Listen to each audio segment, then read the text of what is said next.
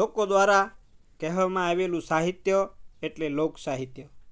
આ લોક સાહિત્ય એ જ છે કે જેની અંદર ઇતિહાસના બીજ છુપાઈને પડેલા છે. જો એના ઉપર સંશોધન કરવામાં આવે તો ઐતિહાસિક વાતો કે ઇતિહાસને લગતી વાતો આ લોક સાહિત્યમાંથી જ આપણને મળે. કારણ કે જેટલા પણ ઇતિહાસ છે એ બધાનું મૂળ ક્યાંક ને ક્યાંક લોક સાહિત્યની સાથે જોડાયેલા જ છે. એક વાત જરૂર છે કે આ લોક સાહિત્ય લોકો દ્વારા કહેલું હોય છે, એટલે લોકોના પોતાના વિચારો છે. એમાં થોડા ઘણા અંશ આવી જ જતા હોય છે. ગુજરાતી ભાષામાં એક કહેવત છે કે 12 ગામે બોલી બદલાય. જેમ ગામ ફરે અથવા પ્રદેશ ફરે એમ બોલીમાં થોડો ઘણો ફેરફાર જોવા મળે છે.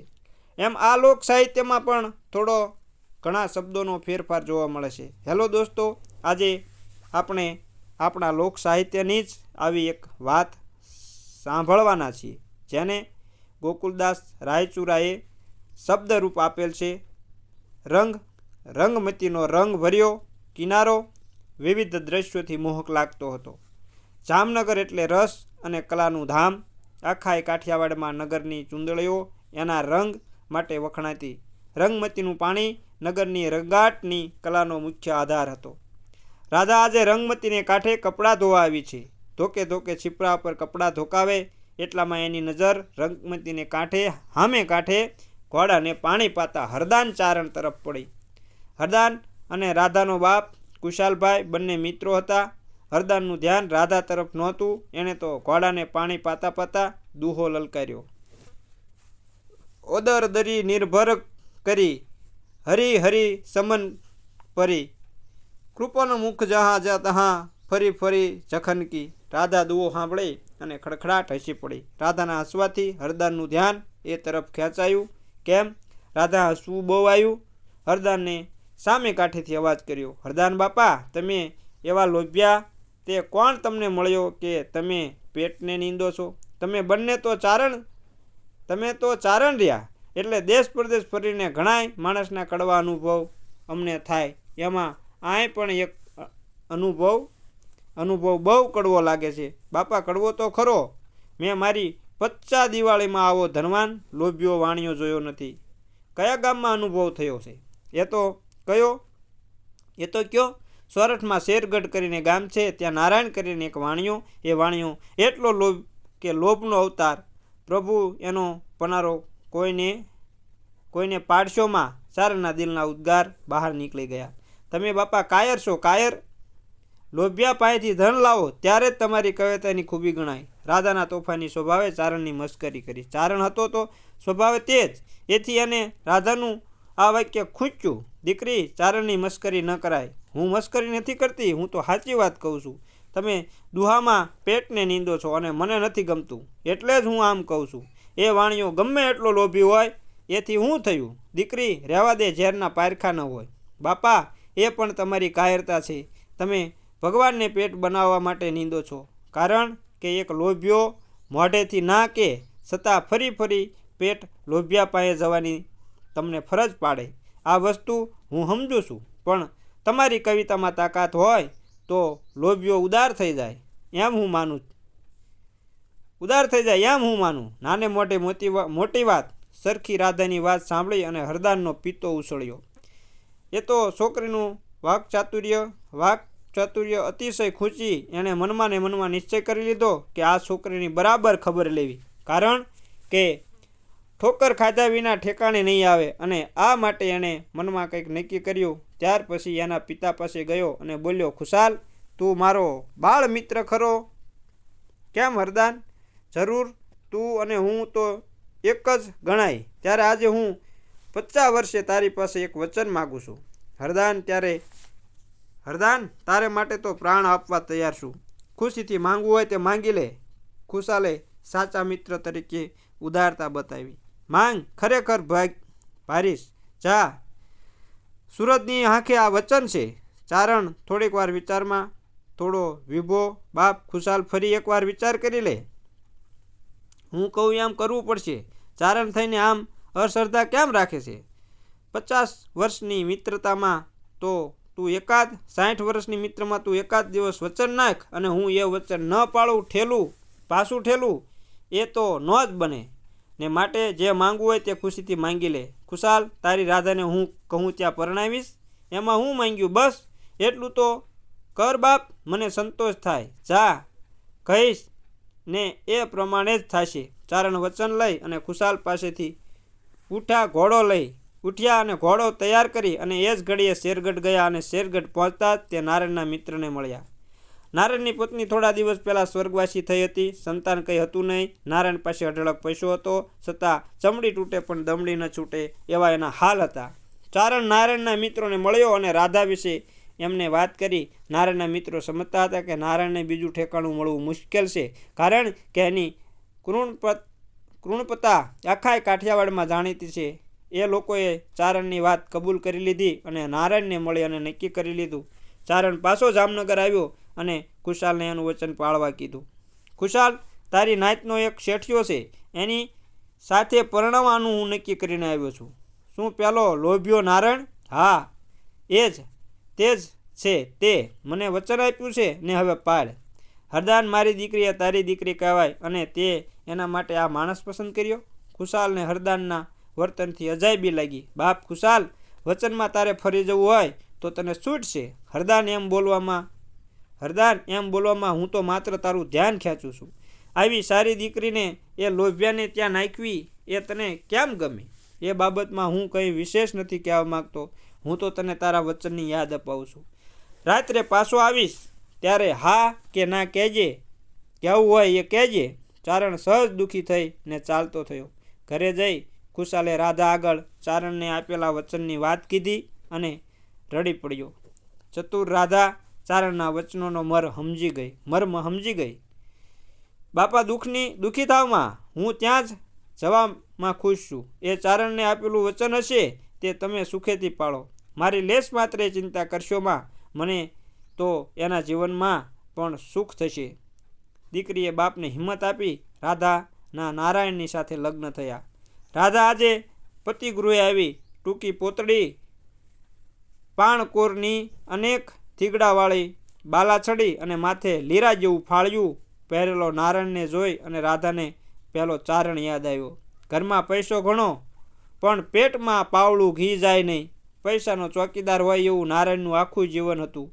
રાધાએ શરૂઆતમાં બધી પરિસ્થિતિનું બારીકીથી અવલોકન કરી લીધું. નારાયણનો વ્યાજ વટાવનો ધંધો હતો એટલે ગામડાઓમાં ઉઘરાણી ઘણી હતી. ભર તડકામાં પગે ચાલીને ખાંધે ખડીયો નાખી અને પોતે ઉઘાડા પગે ઉઘરાણીએ જતો હતો. પેટમાં ખાય નહીં અને એ માણસ ક્યાંથી રાખી શકે? એક દિવસ નારાયણ માળીએ ઉઘરાણી માટે ગયો. રાધાએ તરત ગામમાંથી બ્રાહ્મણોની નાતના વડાને એક છોકરા મારફતે તેડાવ્યા. નારાયણને આંગણે કોઈ બ્રાહ્મણ કોઈ દિવસ જતો જ નહીં અને ત્યાં જાય તો જનાર જરૂર ખાલી હાથે પાછો આવે એવી સ્થિતિ હતી. એટલે આજે નારાયણને ત્યાં તેડું આવેલું જ હોય. ગોરને અજાયબી લાગી. ગોર બાપા આખા શેરગઢના બ્રાહ્મણોને શેઠને નામે નોતરું આપી આવો. આજે જે 85 કરવી છે. ગોર તો રાધાના મોઢાની સામું જોવા મળ્યો. કેમ ગોર, કાંઈ જવાબ નથી આપતા? આ 85 પૂછીને કરો છો કે આપની મેળે કરો છો? એમ કેમ પૂછો? આપ તો હજુ હમણાં આવ્યા, પણ શેઠને અમે લાંબા વખત જાણીએ. આ બાબતમાં તમે બેફિકર રહો. હું ઘરની ધણિયાણી કહેવાઉં છું. શેઠ ગુસ્સે થશે તો મહારાજ, તમે તમારે લાડુ બનાવીને જમો ત્યારે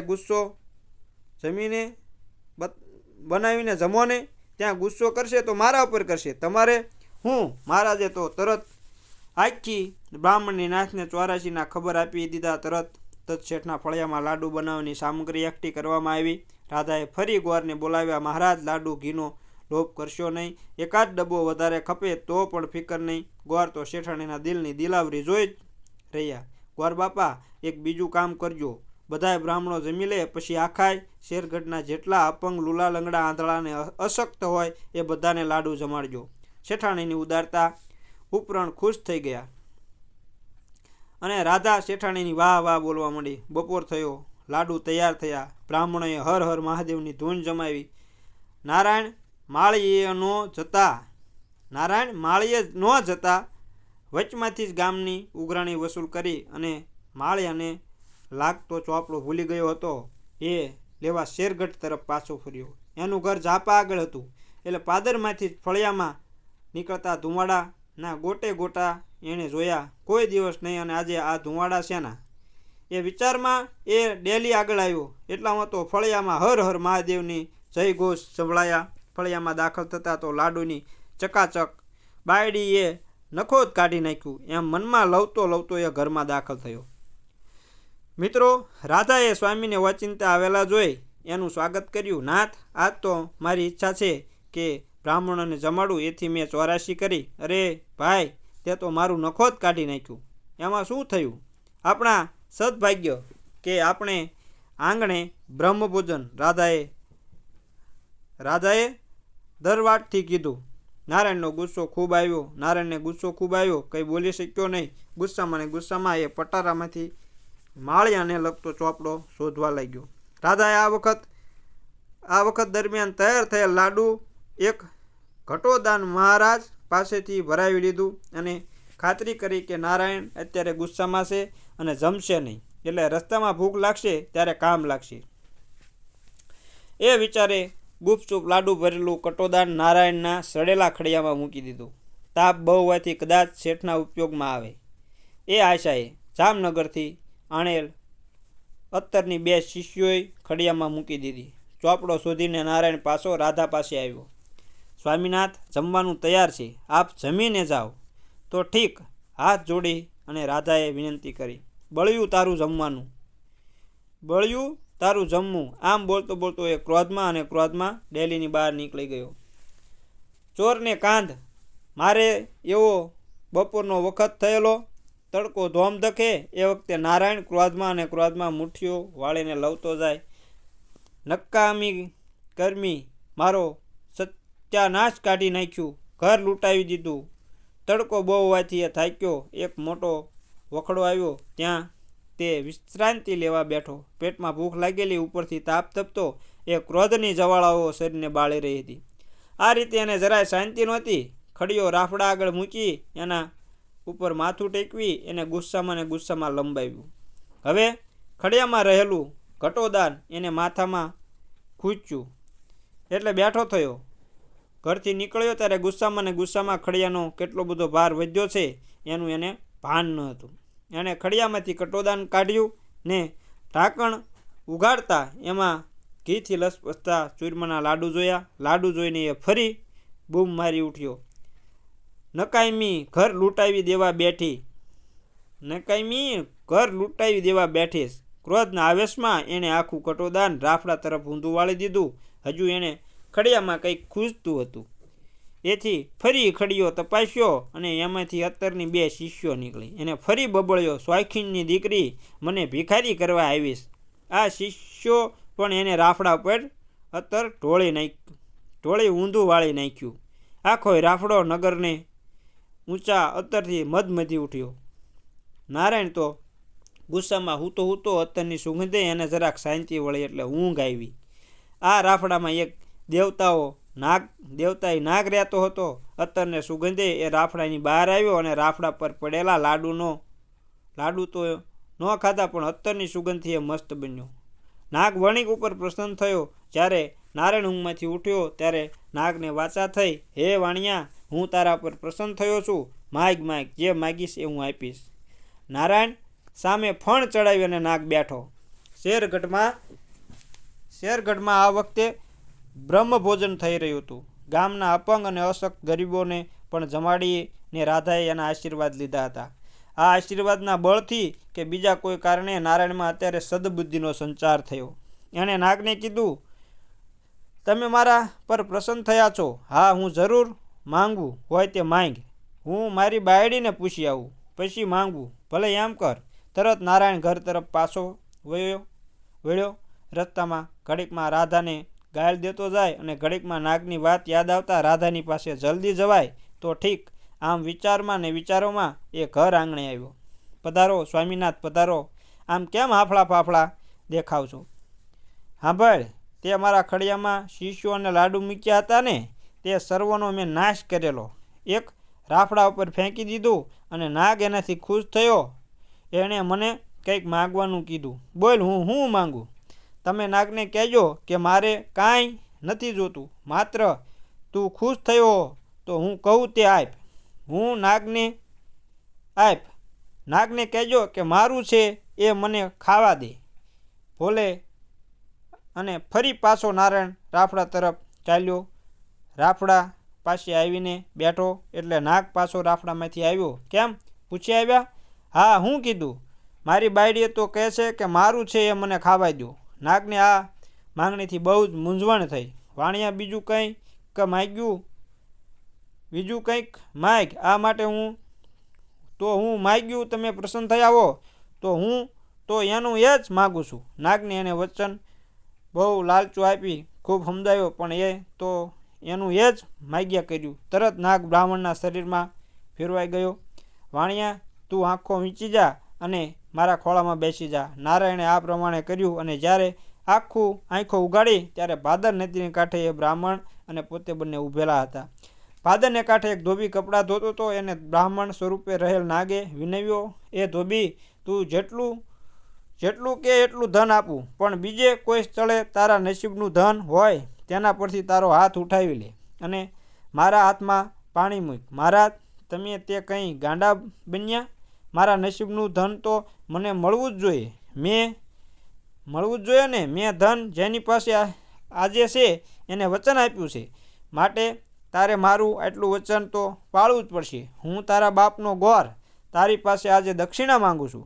મહારાજ, મને શરમાવો માને નહીં લે પાણી અને કે મારું ધન બીજે જાય, પણ હોય તેના પરથી મારો હક ઉઠાવી લઉં છું. આમ બોલતા બોલતા બ્રાહ્મણ સ્વરૂપે રહેલ નાગે ધોબીના હાથમાં સોના મોરની ભરેલી એક કોથળી મૂકી. ધોબીને સંતોષ થયો. એણે બ્રાહ્મણના કહેવા મુજબ પોતાના નસીબનું ધન બીજે ક્યાંક હોય તો એના ઉપરથી હક ઉઠાવી લેવાનું પાણી બ્રાહ્મણના હાથમાં મૂક્યું. તરત બ્રાહ્મણે નારાયણને કીધું કે હાલ, મારી સાથે પાછો હાલ. બંને ત્યાંથી ચાલ્યા. નાગે નારાયણને કીધું, વાણિયા, તારા ઘરમાં અત્યારે જે ધન છે એ તારા નસીબનું ન હતું.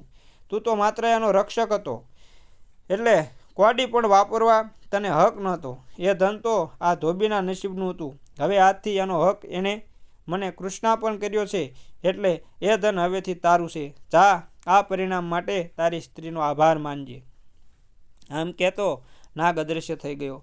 નારાયણ ઘરે આવ્યો. એના દિલની બધી ભાવનાઓ હવે ફરી ગઈ હતી. જેટલો એ લોભી લાગતો હતો એટલો જ બીજી પળે ઉદાર થઈ ગયો. એણે પોતાની સ્ત્રી રાધાને પોતાના જીવનની દેવી ગણી. જે નારાયણ માટે ચારણોએ કૃપણ તરીકે કાવ્યો બનાવ્યા હતા, એ ચારણોએ એના સુખી દિલના કાવ્યો બનાવ્યા. આજે હરદાન જામનગરથી શેરગઢ આવ્યો. રાધાએ અને નારાયણે એના દિલથી સ્વાગત કર્યા. બરાબર જમ્યો. હરદાન બાપા, હવે પેલો દુઓ ફેરવી નાખજો. હો રાધા, તે તો નારાયણ શેઠનો સંસાર સુધાર્યો. હો બેટા બાપા, એવું કંઈ નથી. આ ધન જ આજ સુધી એના નસીબનું નહોતું. હવે એની માલિકી થઈ ગઈ છે, એટલે એ ભોગવે. ભલે ધનિકો ધનવાન હોય, પણ એ ધન જો બીજાના નસીબનું હોય તો એનો માત્ર ચોકીદાર તરીકે કામ કરે છે. ચોકીદાર તરીકેનું કામ કરે છે. ચારણ રાધાના ડાપણ ઉપર ખુશી થયો. શેરગઢમાં રાધા અને નારાયણને ધનને ધાનથી ચારણોને ખૂબ પોષ્યા. મિત્રો, જો તમને આવી નવી વાર્તાઓ સાંભળવી ગમતી હોય તો ચેનલને સબસ્ક્રાઈબ કરી લેજો અને લાઇક અને શેર પણ કરજો અને કોમેન્ટમાં જય માતાજી લખવાનું ભૂલતા નહીં. અને સાથે સાથે બેલ આઇકનને પણ દબાવી દેજો, પ્રેસ કરજો, જેથી આવનાર વિડીયોનું નોટિફિકેશન સૌથી પહેલાં તમને મળે અને તમને અમે આવી નવી અને રસપ્રદ વાર્તાઓ પીરસતા રહીએ. તો જય માતાજી મિત્રો.